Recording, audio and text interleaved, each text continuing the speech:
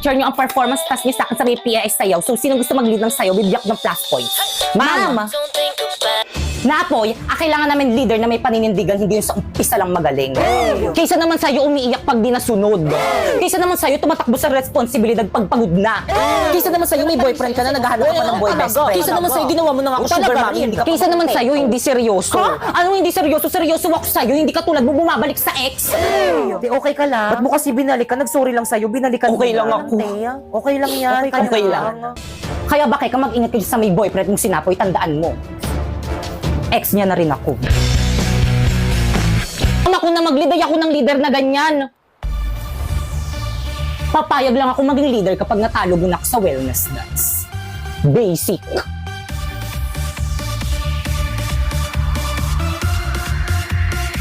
Let's go, boys! It's nothing